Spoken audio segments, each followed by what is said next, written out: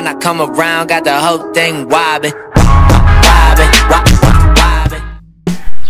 At ito yung resulta ng ating binaklas. Kung makikita nyo yung kanyang groove sa kanyang below, ang lalim na. Yan o. Tapos napakarumi. So ito lilinisan natin ito mamaya. Kung makikita nyo itong kanyang lining dito sa primary, yung clutch shoes, manipis na siya o. Yan o. Ito yung pumapalo dun sa bell nya. Bubuka yan. Bubuka yan. Bubuka. So ito yung lumalapat. At ito yung ano nya, yung lining nya, napakanipis na. At ito yung naririnig nating lagutok. Kasi pag binira natin, bigla siyang bubuha. Yung palo nya dun sa bell ay napakalakas. Kasi maluwang na yung kanyang space.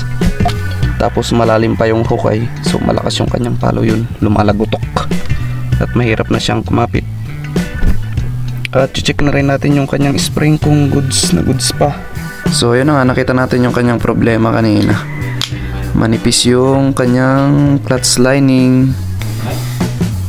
At saka yung space niya dun sa bell.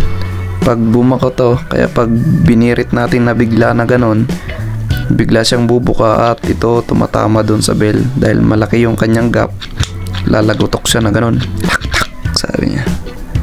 Hahampas siya. Kung maliit lang sana yung space niya, di okay. Pero yung clutch bell natin okay pa yun, hindi natin papalitan yun. Kahit malalim yung kain nun, pwede pa naman natin siyang palitan ng ganito. Ayoko kasi magpalit ng replacement kasi yung replacement pangit, maingay siya. Sasabihin ko sa inyo kung bakit ayaw kong magpalit ng replacement. Kasi na-try ko na dun sa XRM 110. Yung XRM 110, yung replacement niya wala siyang damper na ganito. Kasi ito, napaka-importante ito dito sa ating primary clutch shoes na yan. Kasi ano, hindi siya iingay. Ito pala nakalagay siya dito. Yan. Nakalagay siya na ganyan. So ito papalitan natin. Kung hindi natin to papalitan, meron tayong remedyong gagawin dyan. Yung iba nilalagyan nila ng ano dyan, yung fuel hose. Nilalagyan nila ng singat. Pero ako ayaw ko ng ganun, kaya papalitan na lang natin. Total mura pa naman ito.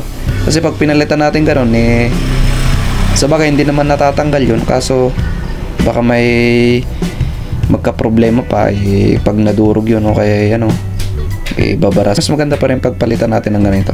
Kasi mura lang naman ito itong damper niya na to. Ganito yung kanya, yung function niya, no. Pag nakalagay siya dito, yan. Yung kasing damper niya na yun, malakas yung hampas nito kasi may spring siya dito. Yung spring nun napakatigas, kapit na kapit. Kaya pag bumuka ito, pag binirita natin at bumuka siyang ganun, pag bitaw natin, babalik agad siya na ganun. Malakas yung lagatik niya. At ito, kung makikita nyo yan, tumatama yan dito. Malakas yung tama niya kasi yung damper niya manipis na siya. Tingnan nyo kung walang damper, malakas yung ganun niya, yung balik niya, malakas yung lagutok niya. Pero pag nilagay natin ito kaya pa to ng remedyo, pero mas maganda kung papalitan na rin natin ng bago kasi mura lang naman. Kaya sa atin kaya pang dalhin niya ng lining clutch shoe. Yan, tapos ito kasi yan nakatusok yung damper niya, kailangan isot natin. At yun talagang tumatama siya dito kahit may damper na siya. Ibig sabihin yung damper niya pudpud na. Ayan yung tumutunog. At saka mapapansin nyo dito, halata yung makikita nyo dito yung umpog niya. Yun may umpog siya yung sumasagi at malalim At ito rin yung isa, tingnan nyo, malalim na siya, ibig sabihin umuumpog na kasi siya. Yun yung silbi ng damper. Kaya kung may damper yan, hanggang dyan lang siya. Babalik man siya pero dahan-dahan siya kasi yung rubber niya makapal at saka malambot. At saka tong damper natin matigas na rin. Sobrang tigas na yan. So ito, dadali natin tong sample. Kaya ayaw ko magpalit ng primary clutch assembly ng ating motorcycle. A few moments later. At ito na siya mga ka-DIY. Wala tayong nabiling primary clutch shoe, kaya bumili lang tayo ng replacement assembly siya, pero hindi kasama yung kanyang bell. So ito class A lang pala to, yung original 1.8 yung ganito, kaya itong 500 ang kinuha ko. At ito tinanggalan natin siya, binaklas na natin. At meron siyang damper, so yun, maganda siya kahit replacement lang. Pero ang problema ito, ganyan pa rin siya. Isasalpak na lang natin siya, tingnan natin yung kanyang performance. Sabay kahit dikit yun, ano naman siya, hindi naman ganong masyadong malaki yung kanyang buka pag biniritan natin. Kunti lang yung kanyang buka, kakapit na agad yung lining niya kasi makapal siya. Kaya yung balik niya, ganyan lang yung gap. Hindi ganong malakas yung lagitik niya. At saka yung rubber niya malambot naman, kaya yung pagbalik niya hindi biglaan. Dahan-dahan siya, hindi kagaya dito na matigas na siya kaya madulas. So sana good ito. At ito ay isasalpak na natin siya. A few moments later. Ayan, kung makita nyo, konti lang yung gap nila dun dito sa bell at saka itong sa lining, So sana good ito, para hindi na tayong magbabaklas ulit. Yung kanyang clutch lining, papalitan na natin. Yung ipapalit natin sontal.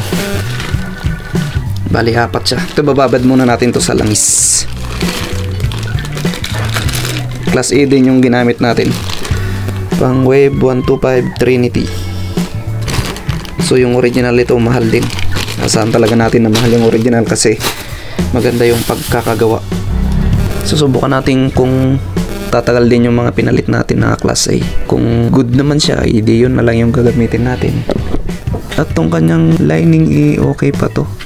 So ito, good na good pa yung kanyang clutch lining. Good na good pa siya. Iba talaga pag original yung pyesa makapal pa siya. Compare nga natin dito sa class A. Grabe yung original, magkasing kapal lang sila dun sa replacement na binili natin. Ito parang walang bawas. Iba talaga pag semi-matic yung motor. Pag kasi semi-matic, saka lang bubukayan pag mag-change gear ka. Hindi kagaya sa manual clutch na kada tigil mo, kada preno mo, kung minsan bibigyan ka ng clutch lever niya. Kaya matagal pala mapalitan yung mga clutch lining na ng semi-matic. Pero asahan natin na medyo sliding na siya kasi naman siya, madulas na rin tong kanyang banding na yan. Hindi kagaya dito na magaspang. Sa bagay, dudulas din to pag laging nagagamit kasi mahahasa siya. At ayan, update tayo sa ating ginagawa mga ka-DIY. So ito, nasimbol ko na lahat-lahat at ititesting na natin siya. Papandarin ko na siya. At tayo ay ginabi na rin. Madali ang testing na lang po itong gagawin natin.